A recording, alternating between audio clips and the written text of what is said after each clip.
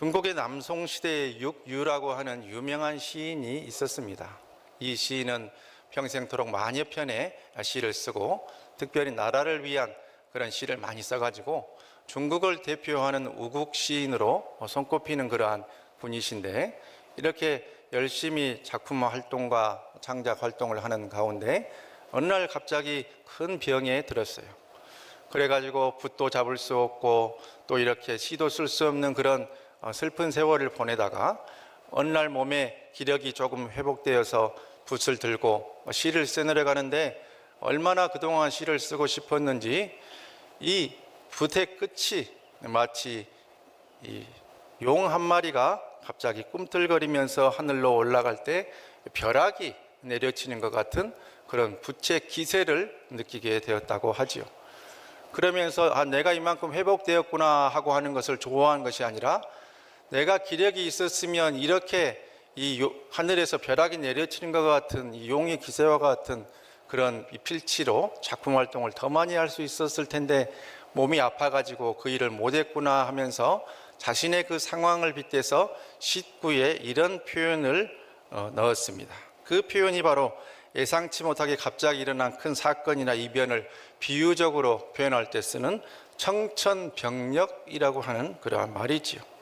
그러니까 이 청천벽력이라고 하는 말은 뜻밖의 일어난 어떤 큰 사건이나 사고를 말하는 것으로, 그 뜻 가운데서 이 필세의 기세, 그러니까 붓끝이 또 이렇게 굉장히 이렇게 힘있게 쓰여지는 또 그러한 그 맥락에서, 그러한 배경에서 이 고사성어가 이렇게 생겨나게 되었습니다.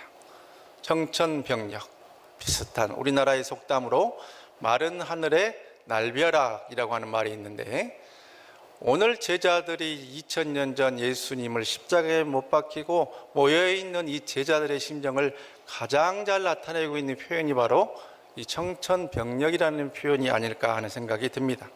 오늘 또 예상치 못했던 이 어려움의 상황, 청천벽력과 같은 상황 속에서 부활의 주님을 만남으로 위로받고 힘을 얻었던 제자들의 증언을 통해서 오늘 또 주님 만나는 복된 예배의 시간 되시길 간절히 바랍니다. 우리 다 같이 19절 말씀 받들어 읽습니다. 이날 곧 안식 후 첫날 저녁 때에 제자들이 유대인들을 두려워하여 모인 곳에 문들을 닫았더니 예수께서 오사 가운데 서서 이르시되 너희에게 평강이 있을지어다. 아멘. 안식 후 첫날이라고 말씀을 기록합니다. 안식일은 토요일이니까 예수님이 금요일날 십자가를 지셨지 않습니까? 그러니까 예수님이 십자가에 못 박히시고 이틀이 지난 이 주일 밤 제자들이 어떤 한 방에 이렇게 모여 있었지요. 10여 명이 되는 제자들이 모여 있었을 것인데, 그들이 이틀 전에 경험한 일은 정말로 끔찍하고 생각하기도 힘든 그러한 일이었습니다. 그동안 자신들이 믿고 따랐던 스승이 한 마리 양처럼 발가벗겨진 채로 십자가의 길을 걷고 흉악한 죄수들이나 지는 그러한 십자가를 지고 아무런 대응도 하지 못하고 죽어가신 그 모습을 목격했기 때문이죠. 그 예수가 어떤 분이었습니까? 천국 복음을 증거하시고 많은 병자를 고치시고 심지어 죽은 자를 살리는 놀라운 역사를 행하신 분 아니었겠습니까? 그래서 이분이 로마 나라를 물리치고 우리나라의 독립을 이룰 메시아라고까지 생각을 하면서 이제 이분이 왕위에 오르면 나는 좌정승 우정승하면서 이렇게 함께 우리 유대 나라를 세워 나가야겠다 하는 그런 순진한 소망을 꿈꾸어 보기도 했습니다. 또 이분을 통해서 일어난 놀라운 역사 가운데서 이렇게 보리떡 5개와 물고기 2마리로 5,000명을 먹이고 12광주리나 남는 그런 놀라운 역사가 일어나기도 했지요. 그런데 그 예수님께서 아무런 그런 대응도 하지 못하고 반항도 하지 못하고 이렇게 수치와 모욕을 당하시고 십자가를 지시고 죽어버리시고 만 것입니다. 그 상황 가운데 제자들은 생각했습니다.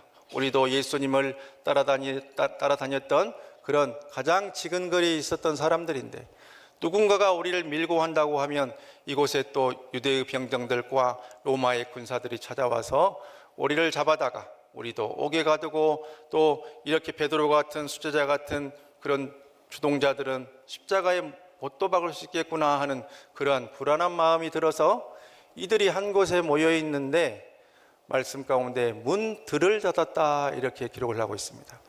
그러니까 문을 하나만 닫은 것도 아니고 문들을 닫았다 이렇게 기록을 하고 있어요. 그래서 자신들의 신상에 문제가 생길까 봐 이들이 문 하나도 열어놓지 않냐고 꼭꼭 잠그고 또 그것을 닫고 있었다 하는 것을 이렇게 성경은 증언하고 있지요. 이들의 모습은 지극히 인간적인 그러한 모습입니다. 그러나 또 다른 관점에서 살펴보면 굉장히 그 실망스럽고 비겁한 그런 모습이 아닐 수 없습니다. 어느 제자도 예수님이 십자가를 지고 갈 때에 내가 대신 이 십자가를 지겠습니다 하고 나선 제자가 없었고, 또 그 상황 속에서 이렇게 채찍질하고 못 박는 로마의 병정을 향해서 소리치면서 그만하라고, 지금 왜 죄 없는 분을 괴롭히냐고 이렇게 외쳤던 제자는 한 명도 없었지요. 그러한 상황 속에서 자신이 한 몸 살아보겠다고 이렇게 다 흩어져서 도망갔던 제자들이 누구라고 할 것 없이 그들이 언젠가 모였던 그 집의 그 방 한구석에 이렇게 모여 있습니다. 그들의 그 마음은 어떠한 마음이었겠습니까? 먼저는 슬픔과 두려움이 있었을 것이고, 또 이러한 상황이 되어서 이제 예수님은 우리를 구원할 수 없다는 것을 깨닫고 아는 순간에 그건 또 실망으로 가득 차 있었겠죠. 또 거기에 대해서 그들의 마음은 자신들이 아무것도 하지 못하는 그런 제자들로서의 부끄러움, 그 자괴감에 몸서림치면서 온갖 부정적인 감정들이 한꺼번에 어우러져서 그들을 짓누르고 암울한 그런 심정으로 그 침침한 방에 그 제자들이 그렇게 모여 있었습니다. 문이 다 닫혀 있고 문들이 닫혀 있는데 갑자기 예수님께서 호련히 나타나셨습니다. 문이 닫혀 있는데 어떻게 예수님이 들어오셨을까요? 예수님이 문을 똑똑똑 노크를 하면서 누구세요? 하니까 내 목소리도 모르느냐? 나 예수다. 내가 사흘 만에 살아난다고 하지 않았느냐? 어서 문을 열어라. 보고 싶었다.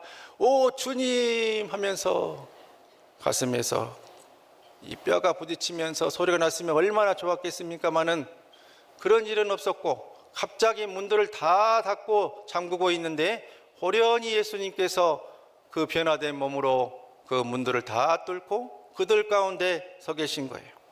말씀은 증언합니다. 예수님이 문 앞이나 방 한 구석에 서 계신 것이 아니라 가운데 서서 말씀하셨다고 증언합니다. 가운데 서서 예수님은 십자가 현장에서 나 몰라라 하고 내 한 몸 지켜보겠다고 도망갔던 그 비겁하고 방관자의 모습으로 섰던 그 제자들을 책망하거나 나무라거나 왜 여기서 이렇게 바보들처럼 숨어만 있느냐, 어서 내가 살아난 것을 빨리빨리 가서 전해라 하고 채근하거나 하지 않으시고, 그들에게 두려움에 떨고 있고 부끄러움에 떨고 있고 자괴감에 젖어 있던 그 제자들에게 나타나서 한 첫 말씀이 있으니 바로 너희에게 평강이 있을지어다. 너희에게 평강이 있을지어다 이렇게 말씀하셨습니다. 이 말씀은 오늘 본문 가운데서 무려 19절, 21절, 26절 제자들을 만날 때마다 예수님께서 제자들에게 썼던 그러한 표현이죠. 실상 이 에이덴의 휘민이라고 해서 히브리 말로 샬롬이라고 하는 말은 우리나라의 안녕이라고 하는 말 정도로 자주 쓰이는 그러한 표현입니다. 우리도 누구를 만나면 안녕하세요, 또 안녕히 계세요 하고 헤어지기도 하고 일상적으로 쓰는 그러한 표현이죠. 그런데 예수님이 제자들에게 평강을 빌고 평안을 빌면서 썼던 이 샬롬이라는 표현은 이러한 상황을 넘어서는, 일상의 인사를 넘어선 주님의 위로와 사랑이 담겨져 있는 그러한 표현입니다. 일찍이 예수님께서 자기 안에서의 평강, 주 안에서의 평안을 이렇게 말씀하셨지요. 요한복음 16장 33절에 말씀하신 것을 우리 다 같이 받들어 읽겠습니다. 이것을 너희에게 이르는 것은 너희로 내 안에서 평안을 누리게 하려 함이라. 세상에서는 너희가 환난을 당하나 담대하라. 내가 세상을 이기었노라. 아멘. 이것을 너희에게 이르는 것은 너희로 내 안에서 평안을 누리게 하려 함이라. 예수 안에서의 평안, 하늘로부터 오는 평안, 세상에 어떤 사람이 줄 수 없는 그 평안을 우리 주님께서 이 시간 제자들에게 빌어주고 있으니, 축복하고 있으니 너희에게 평강이 있을지어다. 그들이 그 말을 받았던 그 상황, 그들은 도망자였고 비겁자였고 방관자였고 온갖 자괴감에 몸서림치면서 어찌할 수 없는 그런 상황 속에서 내 한 목숨 살아보겠다고 어둠침침한 방구석에 모여들어 있는 그들의 모습, 그 방 가운데 주님께서 들어오셔서 하신 첫 말씀, 너희에게 평강이 있을지어다. 우리에게 주님 오셔서 이렇게 말씀하시는 그 상황 가운데 그 참 사랑의 주님, 책망하지 않으시는 주님, 그 평화의 주님을 만났을 때에 제자들이 어떻게 되었냐 하는 것을 20절 말씀에 이렇게 기록을 하고 있지요. 이 말씀을 하시고 손과 옆구리를 보이시니 제자들이 주를 보고 기뻐하더라. 아멘. 슬픔과 공포, 부끄러움과 자괴감, 온갖 자신들이 주님을 지키지 못했다고 하는 그런 안타까움에 몸서리치고 있는 온갖 부정적인 감정이 가득 차 있는 그 방에 부활의 주님께서 찾아오셔서 너희에게 평강이 있을지어다 말씀하시는 그 순간에 제자들의 슬픔이 기쁨으로 바뀌게 되었습니다. 제자들의 모든 부정적인 감정이 좋은 감정으로 바뀌게 되었습니다. 방에 암울했던 기운이 다 사라지고 기쁨과 생기가 넘치게 되었지요. 예수님께서 이미 이 상황에 대해서 예언을 하셨는데, 고난 전에 예언하신 말씀이 16장 22절 말씀에 이렇게 적혀져 있는데, 우리 이 말씀 다 같이 한번 받들어 읽겠습니다. 지금은 너희가 근심하나 내가 다시 너희를 보리니 너희 마음이 기쁠 것이요 너희 기쁨을 빼앗을 자가 없으리라. 아멘. 지금은 너희가 근심하나 내가 십자가를 진다고, 내가 죽음을 당한다고, 내가 아무런 하염없이 너희들 앞에서 떠나가게 될 것이라고 너희가 근심하느냐? 내가 다시 너희를 볼 것이다. 내가 다시 너희를 만날 것이다. 내가 다시 너희를 찾아올 것이다. 그렇게 되면 너희 마음이 기쁠 것이요 너희 마음에 있는 기쁨을 빼앗을 자가 없으리라 말씀해 주십니다. 우리의 삶의 형편이 마치 제자들이 모여있는 그 방의 암울한 기운, 그 방의 그 기름 냄새, 그 침울한 느낌, 그 끈적끈적한 습기, 2000년 전에 제자들이 모여있는 그 방에 침울하고 암울하고 어둑어둑한 그 어둠의 기운 속에 젖어 계시진 않으십니까? 주님이 그 방 가운데로 찾아오시게 하십시오. 주님이 호련히 그 가운데로 등장하시게 하십시오. 주님이 우리 가운데로 모여들게 하십시오. 그 주님을 감싸서 그 주님을 바라보는 순간에, 부활의 주님을 만나는 순간에 주님께서 우리에게 이 말씀을 들려주시니 너희에게 평강이 있을지어다. 세상은 우리에게 슬픔을 주고, 세상은 우리에게 두려움을 주고, 세상은 우리에게 부끄러움과 자괴감을 느끼게 하지만 주님은 그 모든 것들에 대해서 우리를 책망하지 않으시고 우리에게 오셔서 우리에게 평강을 빌어주시고 평안하라 하시고 우리의 슬픔을 기쁨으로, 우리의 기도를 응답으로, 우리의 소원을 간증거리로 바꾸어 주시게 되는 것입니다. 그 음성 듣고 너희가 평안할지어다는 그 음성 듣고 지금도 삶의 문제들 가운데서 나의 힘과 능력으로 어쩔 수 없는 그러한 것들 가지고 침울하고 암울하고 부끄러움 속에 널브러져 있지 마시고 부활의 주님 만나서 주님의 음성 듣고 벌떡벌떡 일어나는 이부 예배 사랑하는 주의 자녀들 다 되시기를 주님의 이름으로 간절히 축원합니다. 25절 말씀 우리 이어서 받들어 읽겠습니다. 다른 제자들이 그에게 이르되 우리가 주를 보았노라 하니 도마가 이르되 내가 그의 손에 못자국을 보며 내 손가락을 그 못자국에 넣으며 내 손을 그 옆구리에 넣어보지 않고는 믿지 아니하겠노라 하니라. 아멘.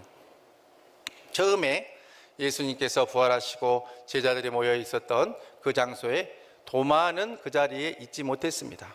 아마도 도마는 제자들이 모이는 것조차 싫었을 수도 있습니다. 예수님이 이렇게 돌아가셨는데 우리가 모이면 무엇 하나, 오히려 모이면 더 유대의 병정과 로마의 군사들에게 눈에 띌 확률이 많지 않겠느냐 하는 그런 두려움에 젖어 있었을 수도 있겠지요. 요한복음 11장과 20장에 나와 있는 이 도마의 이 언행을 봤을 때 도마는 굉장히 다혈질이고 그 말을 또 생각하지 않고 툭툭 내뱉는 그런 습성을 가지고 있는 그런 자라고 하는 것을 우리가 알 수가 있죠. 우리가 말씀에서 찾아본 대로 우리도 주와 함께 죽으러 가자든지, 또 예수님의 그 창자국의 옆구리에 손을 넣어봐야 내가 주님을 부활을 믿을 수 있겠다든지 하는 말은 차분하게 사려가 깊거나 또 생각해서 말하는 그 침착한 성격의 그 사람들에게서는 나올 수 없는 그런 말의 표현 아니겠습니까? 아니지 않겠습니까? 그래서 이 도마가 이렇게 의심의 말을 가득 담아서 그 예수님에 대해서 표현하고 정말 이 부활에 대해 강한 불신을 드러냈던 이 표현이 바로 이 말을 하자마자 몇 시간 만에 예수님이 나타나서 이제 도마에게 자신의 모습을 보여주고 예수님께서 부활하신 것을 입증해 주셨으면 얼마나 좋았겠습니까마는, 성경 말씀에 보면 8회 후에, 즉 예수님이 도마가 이 말을 한 8일 후에 다시 나타나셨다 하는 것을 말씀에는 증거를 하고 있죠. 26절 말씀에 그러한 내용이 적혀져 있습니다. 다른 제자들은 생각했겠지요.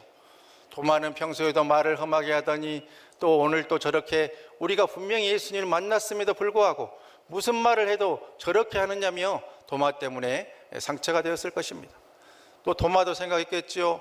도대체 내가 그 자리에 없었다고 쟤네들끼리 짜고 지금 몰카를 찍는 것도 아니고 이렇게 나를 하나 가지고 장난을 친다고 하면서 서로서로 섭섭한 마음과 서로서로 불신의 마음들이 그 제자 공동체 가운데서 일주일 동안 계속되어 있었을 것입니다. 그러한 상황 가운데 서로의 말 가운데 상처가 되고 도마의 말 때문에 시험에 들고 하는 그 일주일의 그 시간, 성경에는 기록이 되어져 있지 않지만 그 상황을 보다 못한 주님께서 8일 만에 갑자기 도마와 제자들이 모여 있을 때 문들을 또 다 닫고 그들이 유대 사람들을 주여 위해서 모여 있을 때 호련히 주님께서 나타나셔서 똑같은 말씀을 하시는데 너희에게 평강이 있을지어다 하고 나타나셔서 다짜고짜로 도마에게 가시더니 이렇게 말씀을 하시는 거예요. 도마야, 내 손가락을 이리 내밀어 내 손을 보고 내 손을 내밀어 내 옆구리에 넣어봐라. 그리하여 믿음 없는 자가 되지 말고 믿는 자가 되라. 이렇게 말씀하셨어요. 믿음 없는 자가 되지 말고 믿는 자가 되라. 8일 전에 도마가 그 말을 했을 때 예수님께서 그 자리에 계셨습니까? 예수님 계시지 않았지요. 제자들만 그 말을 듣고 한 주 동안 마음고생했을 것입니다. 그러나 예수님이 육신의 눈으로 그 자리에 계시지 않았지만 도마가 그렇게 불필요한 말로 제자 공동체에 상처를 주고 이 제자 공동체의 문제를 일으키는 것을 주님은 다 보고 계시고 다 듣고 계시고 다 알고 계셨기 때문에 8일 후에 주님이 호련히 나타나서 하시는 도마에게 하는 첫 말이 내 손에 못자국을 보아라. 내 옆구리에 창자국에 네 손을 놓아 보아라. 그러면서 하신 말씀이 믿음 없는 자가 되지 말고 믿는 자가 되라고 주님께서 말씀을 하신 것이죠. 이제 다 같이 본문 28절 말씀을 받들어 읽겠습니다. 도마가 대답하여 이르되 나의 주님이시요 나의 하나님이시니이다. 아멘. 도마는 8일 전 내가 무심코 제자들에게 내뱉었던 말을 예수님이 정확히 알고 계심을 보고 깜짝 놀라지 않을 수 없었지요. 자신의 눈앞에서 손에 못자국을 보여주고 옆구리에 창자국을 보여주는 주님을 보면서 거꾸러질 수밖에 없었습니다. 내가 어떻게 부활하신 주님을 어떻게 의심했던가 자신의 모습이 한없이 부끄러워지면서 자신의 마음속에서 자신의 입술을 통해서 신앙의 고백을 하게 되는데 그의 고백이 참으로 놀라운 신앙의 고백이죠. 나의 주님이시요 나의 하나님이시니이다. 나의 주님이시요 나의 하나님이시니이다. 우리는 신약에 나오는 여러 가지 신앙 고백들 가운데서 마태복음 16장 16절에서 예수님의 수제자 베드로에게 너희는 나를 누구라 하느냐 예수님이 물어보셨을 때에 베드로가 이렇게 대답한 신앙 고백을 잘 알고 있습니다. 베드로가 뭐라고 대답했냐면은 주는 그리스도시요 살아계신 하나님의 아들이시니이다. 이렇게 기록을 했죠. 그런데 사복음서를 통틀어서 예수님에 대해서 하나님이라고 고백한 고백은 오직 오늘 본문에서 만나는 도마만이 고백했다는 것이죠. 예수님에 대해서 하나님이라고 고백했던 것은. 그래서 베드로의 신앙 고백의 차원을 넘어서는 더 깊은 신앙 고백을 실상 도마가 했던 것인데, 이 도마의 신앙 고백이 정말 사복음서에서 가장 위대한 신앙 고백이 될 수 있는 첫 번째 이유는 도마가 표현했을 때 나의 주님 나의 하나님이시니이다. 남의 주님 남의 하나님이 아니라 부활하신 주님이 곧 나의 주님 나의 하나님이시라고, 나의 주님으로 내 마음으로 가져오는 그 역사를, 그 고백을 도만했던 것이지요. 그 부활의 주님이 여러분의 주님, 여러분의 하나님 되시기를 간절히 바랍니다. 남의 주님, 암흑의 권사의 주님, 암흑의 권사의 하나님이 아니라 나의 주님 나의 하나님이 되셔야만 나의 문제가 풀리고 나의 가정의 역사가 나타나고 우리 교회의 하나님의 은총과 은혜가 더 뜨겁게 임하게 되는 것입니다. 나의 주님 나의 하나님이십니다. 그분이 내 가정에 오셔야 되고 내 자녀의 앞길에 오셔야 되고 나의 앞날에 오셔야만 내 삶에 풀어지고 응답받고 간증거리 차고 넘치는 복된 역사들이 나타나게 됩니다. 그 다음으로 바울의 이 도마의 신앙 고백이 위대한 것이 예수님을 하나님으로 고백했다고 하는 사실입니다. 말씀드렸듯이 베드로도 예수님을 하나님의 아들이라고까지밖에 고백을 못했는데, 도마는 부활하신 주님을 만남으로 의심자와 비겁자와 아무 말이나 막말이 하는 사람에서 완전히 거꾸러져서 부활하신 하나님, 삼위일체 하나님 예수 그리스도의 실체를 알아보고 나의 주님이시요 나의 하나님이라는 믿음의 고백을 할 수가 있었던 것이죠. 위대한 고백입니다. 사복음서에서 예수님에 대해서 하나님이라고 고백한 고백은 도마밖에 하지 못했습니다. 이 놀라운 고백, 이 놀라운 고백에 대해서 예수님이 아니다 나는 아직 승천하지 못했으니까 하나님이 아니라든지 무슨 그런 말을 하느냐, 그런 말을 벌써 할 때가 아니다, 내 때가 이르지 못했다고 도마의 말을 막는 것이 아니라 가만히 계시면서 도마의 신앙 고백을 인정을 하셨습니다. 그러면서 이렇게 주님께서 말씀하셨지요. 너는 나를 본고로 믿느냐? 보지 못하고 믿는 자들은 복되도다. 보지 못하고 믿는 자들은 복되도다. 우리는 주님의 음성을 듣지 못했습니다. 우리는 주님을 보지 못했습니다. 우리는 주님이 누구를 병을 고치고 살리는 것을 보지를 못했습니다. 그러나 우리는 주님을 믿기에 이 자리에 모여 있는 것 아니겠습니까? 우리는 도마보다 더 복된 자들인 것으로 믿습니다. 도마보다 더 복된 자들이시여, 우리가 어떻게 이 도마보다 더 복된 자들이고 보지도 못하고 듣지도 못한 주님에 대해서 이런 믿음을 가질 수 있습니까? 오늘 본문에 이어지는 31절 말씀을 통해서 그 역사의 기전을 알 수 있게 하는데, 이 말씀을 다 같이 받들어 읽습니다. 오직 이것을 기록함은 너희로 예수께서 하나님의 아들 그리스도이심을 믿게 하려 함이요 또 너희로 믿고 그 이름을 힘입어 생명을 얻게 하려 함이니라. 아멘. 하나님의 말씀을 기록해서 그 말씀이 기록되어 있어서 하나님의 아들 예수 그리스도를 우리에게 믿게 하시고 그 말씀을 통해서 믿는 우리에게 그 이름을 힘입어 생명을 얻게 하려 함이니라. 보지 않고 믿는 자가 복되다고 하셨는데, 우리는 말씀을 통해서 주님 만나고 그 말씀을 통해서 주님이 부활하신 것을 믿고 그 주님이 나의 주님 나의 하나님인 것을 믿고 이 자리에 모여 있기 때문에 우리에게는 생명이 임하는 것이죠. 그 생명이면 모든 죽음과 모든 것들이 다 사라지게 되는 것입니다.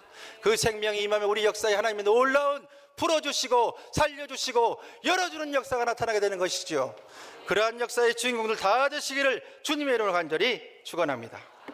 의심자요 비겁자요 방관자였다고 할지라도 우리가 세상에 눈들이 두려워서 세상의 비난과 세상의 폭력이 두려워서 문들을 다 닫고 침울하고 암울하고 어둠 가운데 있을 때에 그 방 가운데로 오셔서 너희에게 평강이 있을지어다 말씀해 주시고 아무 말이나 막 뱉었던 도마도 용서해 주시면서 오히려 내 손을 보고 내 옆구리의 창자국을 만지라고 말씀해 주시면서 나의 주님이시요 나의 하나님이시라는 그 믿음의 고백을 해서 남은 재생도 그 주님이 남의 주님 남의 하나님이 아니라 나의 주님 나의 하나님으로, 내 가정의 주님 내 하나님으로, 우리 교회의 주님 우리 교회의 하나님으로 우리 삶 가운데 역사할 수 있게 되기를 주님의 이름으로 간절히 축원합니다.